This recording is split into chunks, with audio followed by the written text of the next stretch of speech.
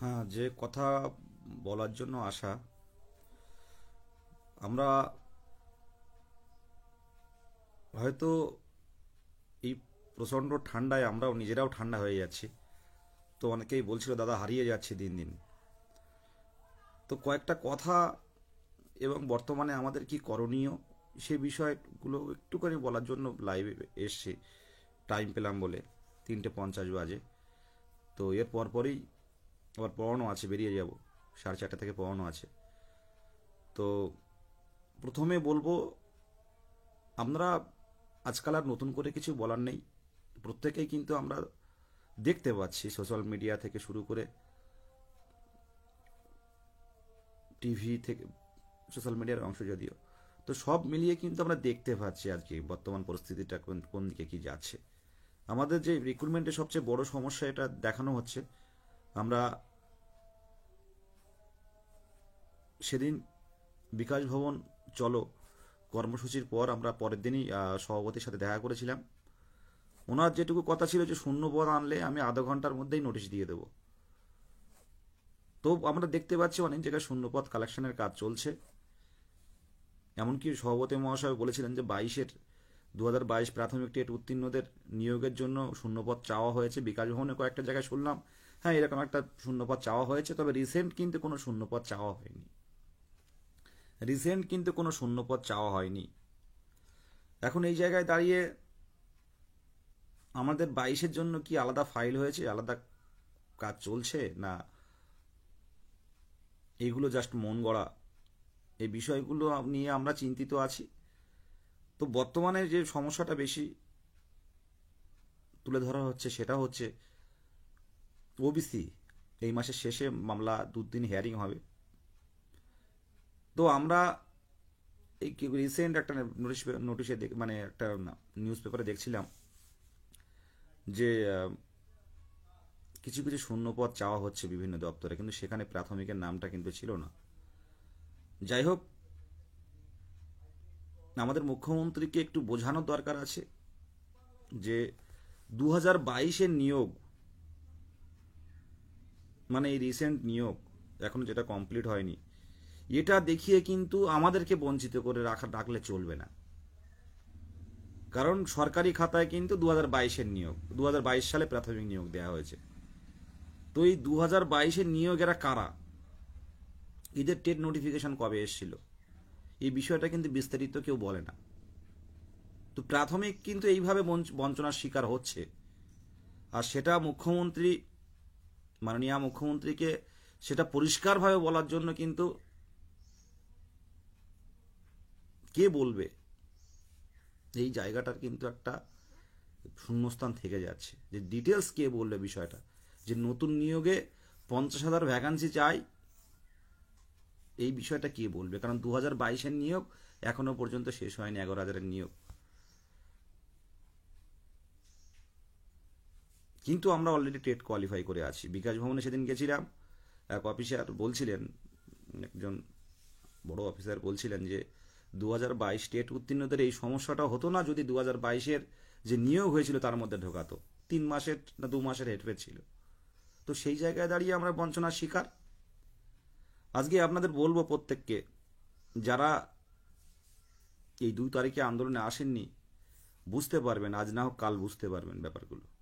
সব চলছে কিন্তু আপনারা নিজের অধিকার ছিনিয়ে নেওয়ার জন্য রাজপথে আসতে গেলে বাধা। কেন 400 জন হবে? আজকে যদি প্রাথমিকের নিয়োগ যদি 1 বছর দেরি করে, যদি 26 সালে নিয়োগ দেয়, আপনার আমার কিছু করার আছে? সবাই সব কিছু হচ্ছে, কিন্তু যখন রাজপথে নেমে মুখ্যমন্ত্রীর দৃষ্টি আকর্ষণের জন্য, এমনি শুধু শুনছেন না, সবভাবে ওনাকে বলা হচ্ছে কিন্তু উনি সব চালিয়ে যাচ্ছেন, কিন্তু নিয়োগের ব্যাপারটা মানে ভাবছেন না।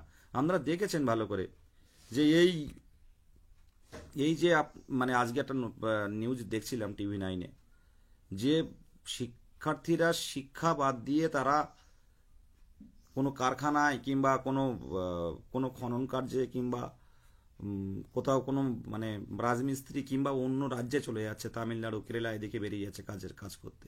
কি সমস্যা কি? পড়াশুনো করে কি হবে, চাকরি নেই, সবাই তো আমাদের দাদারা আন্দোলন করছে দেখতে পাচ্ছি, চাকরি নেই। এই স্কুল ছুট হচ্ছে, স্কুলে বাচ্চারা যাচ্ছে না, অর্ধেক মাঝে তারা স্কুল থেকে বেরিয়ে যাচ্ছে, ড্রপ আউট বাড়ছে, স্কুল বন্ধ হচ্ছে, শূন্য পদ, স্কুল বন্ধ হচ্ছে, শিক্ষার্থীর অভাবে স্কুল বন্ধ হচ্ছে, শিক্ষকের অভাবে স্কুল বন্ধ হচ্ছে, আবার কোথাও একজন শিক্ষক নিয়ে একজন শিক্ষার্থী নিয়ে কাজ করছে। তো এইগুলো দেখার দায়িত্ব কাদের? প্রত্যেকবার তো নিয়োগের অবশ্যই প্রয়োজন, কারণ স্কুলে যদি শিক্ষক থাকে, যদি শিক্ষক 6-7জন যদি শিক্ষক থাকে একটা স্কুলে, আমার মনে হয় ব্যক্তিগতভাবে শিক্ষার্থীর অভাব হবে না। কিন্তু যে স্কুলে একটা শিক্ষক, দুটো শিক্ষক আছে, সেই স্কুলে কিন্তু আজকাল প্রত্যেকটা যে খুব গরিব যারা, তাদেরও সন্তানকে কিন্তু ভালো জায়গায় পড়ানোর চিন্তাভাবনা বাবা মা করছে। আমাদের সময় হয়তো পেরে উঠতো না, কিন্তু এখন যারা ডে লেবার যারা, তারাও কিন্তু তার সন্তানকে ভালো স্কুলে পড়ানোর চিন্তাভাবনা করে, নিজেরা না খেয়েও ভালো স্কুলে দেওয়ার চেষ্টা করে।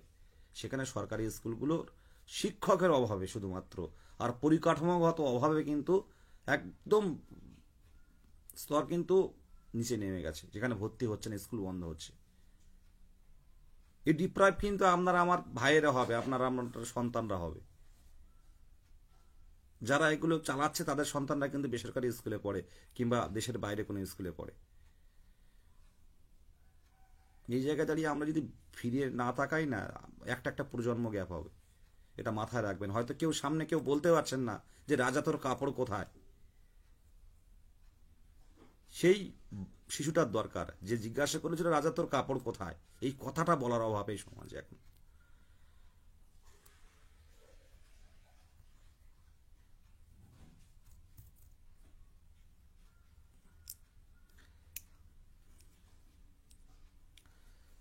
অনেকেই আছে আমার এই ফেসবুক ফ্রেন্ড, অনেকেই জানেন না, নতুন ফ্রেন্ড আছে।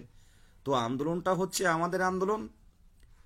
পশ্চিমবঙ্গ সরকার 2017 সালের প্রাথমিক টেট নোটিফিকেশন দিয়েছিল, শিক্ষক শিক্ষকের যোগ্যতা নির্ধারণ টেস্ট 2017 নোটিফিকেশন, কবে পরীক্ষা নিয়েছে সেটা দেখছি না।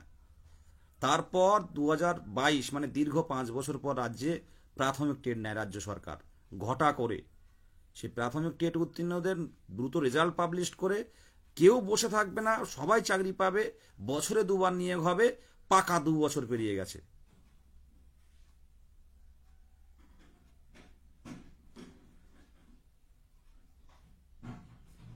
আজকে যদি অবরোধ না গড়ে তুলতে পারেন, পুলিশ প্রিজন ভ্যান, পুলিশ থানা যদি ভর্তি না করতে পারেন, নোটিশ আনা কিন্তু খুব চাপের হয়ে যাবে। কিভাবে বলতে পারি, মুখ্যমন্ত্রীর হাতে দিয়ে দিয়েছি ডেপুটেশন, মাননীয় মুখ্যমন্ত্রীর হাতে ডেপুটেশন দেওয়া হয়েছে, ওনার বাড়িতে গিয়ে ডেপুটেশন দিয়ে এসছি, কালীঘাটে গিয়ে দুবার। সমস্যাটা কোথায়? ওবিসি সমস্যা ঠিক আছে, কিন্তু অন্যান্য নিয়োগগুলোও তো হচ্ছে দেখতে পাচ্ছি। একটা শর্ট নোটিফিকেশান তো দেওয়া যায়, একটা মানে যে সেখানে পিএসসিতে যেটা করা হচ্ছে সেই বিষয়গুলো, কিংবা কোনো নোটিফিকেশানের দরকার নেই, অন্তত কতজন টেট কোয়ালিফাইড পূর্ণ প্রশিক্ষিত আছে সেগুলোও তো একটা স্ক্রুটিনি করা যায়, সেই অনুযায়ী শূন্য পদ দেওয়া হবে। এটাকে সরকারের সদিচ্ছার অভাব ছাড়া অন্য কিছু মনে হচ্ছে না। খুব বাজে পরিস্থিতির মধ্যে আছি দিন দিন। আমরা অনেকেই সাথে কথা হয়, কথা বলাও আর ভালো লাগছে না সেইভাবে। উত্তীর্ণ হয়ে আছি, হয়ে থেকে 2 বছর এইভাবে একভাবে ফেলে রাখা, কোনোভাবে কাজের অগ্রগতি হচ্ছে না।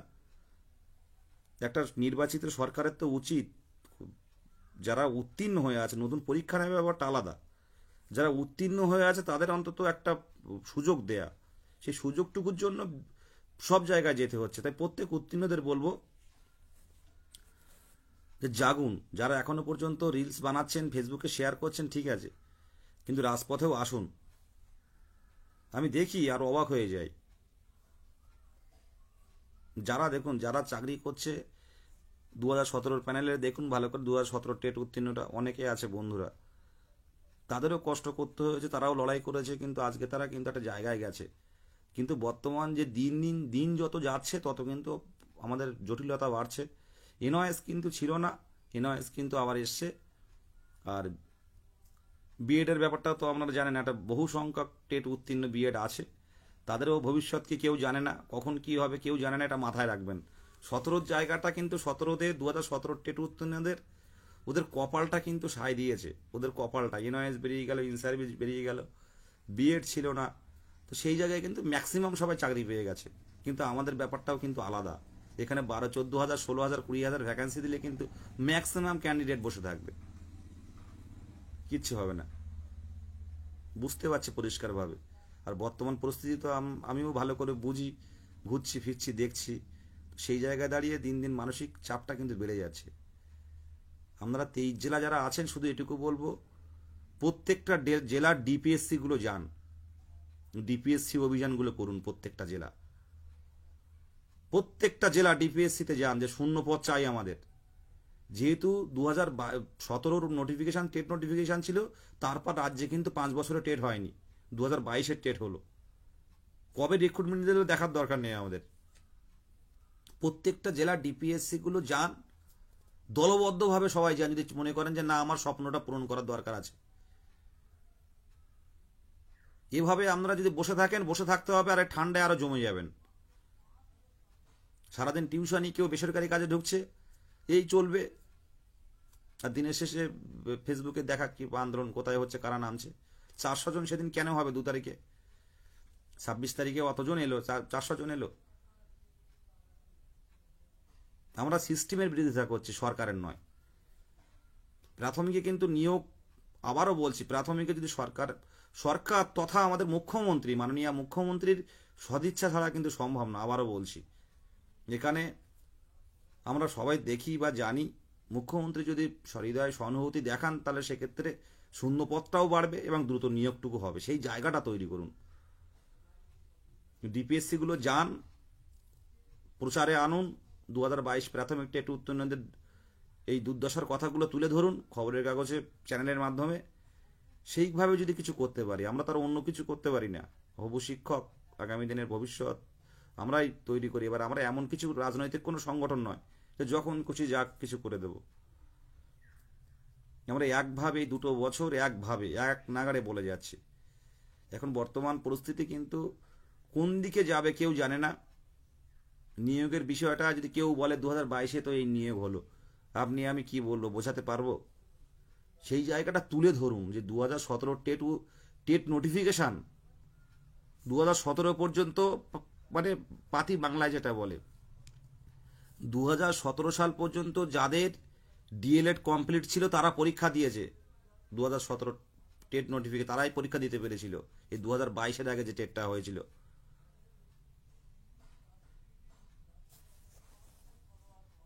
বলুন, আপনারা একটু কমেন্ট করুন।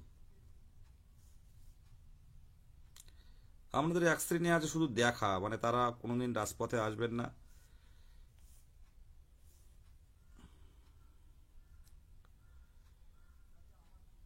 মেঘাশ্রী, মেঘা যারা বলে তারা, হ্যাঁ, আর কিছু বলার নেই মেয়ে ব্যাপারটা।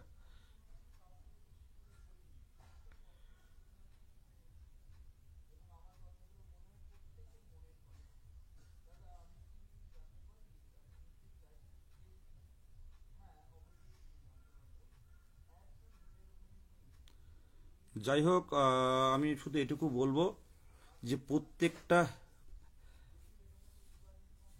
2017 টেট হয়েছিল 31 মানে জানুয়ারি, ঠিক আছে, 2021 সালে। তো 21 সালে টেট, সেটা কবে হলো? 21 সালের ডিএলএড তারা তো দিতে পারেনি টেট। সেই 17 পর্যন্ত যাদের ডিএলএড কমপ্লিট ছিল তারাই কিন্তু টেটটা দিতে পেরেছে। তাহলে এর পরপর যারা 18, 19, 20, 21, 22 সাল পর্যন্ত যারা ডিএলএড ট্রেনিং দিয়ে, যারা কষ্ট করে ট্রেনিং দিয়ে যারা টেট উত্তীর্ণ হলো 22 ডিসেম্বর মাসে, তারা তো ডিপ্রাইভ হয়ে আছে।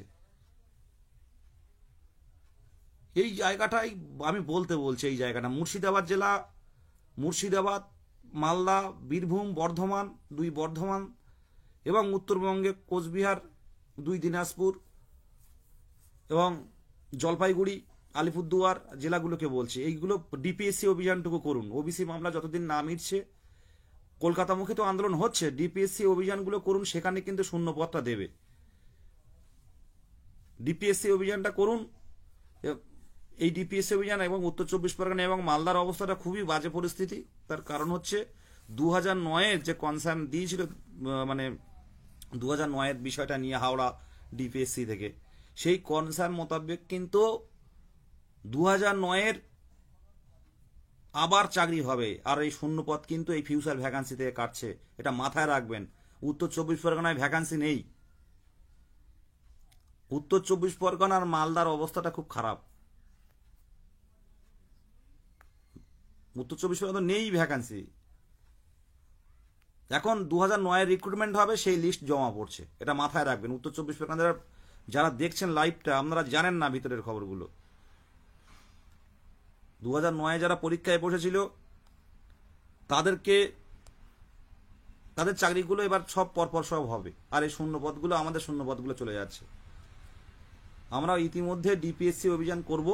উত্তর 24 পরগনা ডিপিএসসি অভিযান হবে। যারা উত্তর 24 পরগনায় আছেন তাদের প্রত্যেকেই বলবো অভিযানে যোগ দিন। আমরা দিন দিন, আর আপনারা হয়তো অনেকে ভাবেন যে আন্দোলন করে কি হবে, তাহলে বাড়িতে বসে থাকুন। তারা আন্দোলন করে কি হবে? একটা আন্দোলন করলে সবকিছু সম্ভব হয় না। একটা আন্দোলনের মাধ্যমে সবকিছু অধিকার ছিনিয়ে আনা যায় না। আজ আপনারা ভালো পরিষ্কারভাবে বুঝতে পারছেন যে আমাদের কিভাবে, মানে একটা নোট শুধু আগে ছিল 20-22, তারপর ছিল 5%, এই করে করে তারপর থার্ড ফেজ, এই করতে করতে করতে করতে ওবিসিটা এতদিন রায় হয়নি, আমাদের সামনে এসে রায় এসে পড়লো। এখন আমরা বিপদে পড়ে আছি। কিন্তু আমাদের কাজটা কিন্তু কতদূর এগুলো সেটা কিন্তু কেউ সদুত্তর দিতে পারছে না। একমাত্র মুখ্যমন্ত্রী পারেন সেই কাজটাকে গতি বাড়াতে। সেই মুখ্যমন্ত্রীর দৃষ্টি আকর্ষণ হয়তো তার বাড়ি গিয়ে আমরা দেখাতে পারবো না, তো আমরা যেভাবে পারে সেইভাবে দেখাতে হবে যে গণতান্ত্রিক পদ্ধতিতে আন্দোলনটা আমাদের বেছে নিতে হবে। এর আগে হয়েছে, আর এই 2 তারিখে যদি আপনারা প্রত্যেকে যেতেন, আমরা যদি বসতে পারতাম, একটা ভালো নিউজ পেতাম। সেই জায়গাটা কিন্তু আপনারা যাননি সেই জায়গাটা।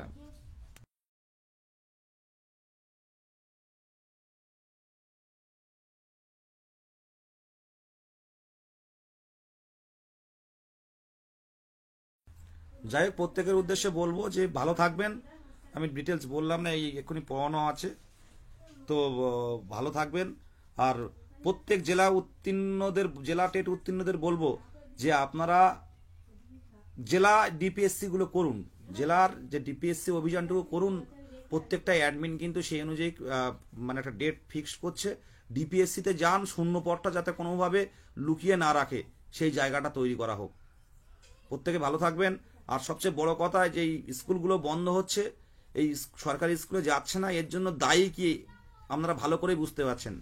ধারাবাহিকতা নেই নিয়োগে কোনো।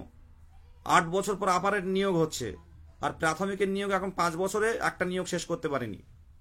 2017 টেট নোটিফিকেশন, তাদের নিয়োগ এখনো পর্যন্ত শেষ করতে পারেনি। এভাবে চলতে পারে না, প্রত্যেকের উদ্দেশ্যে বলছি।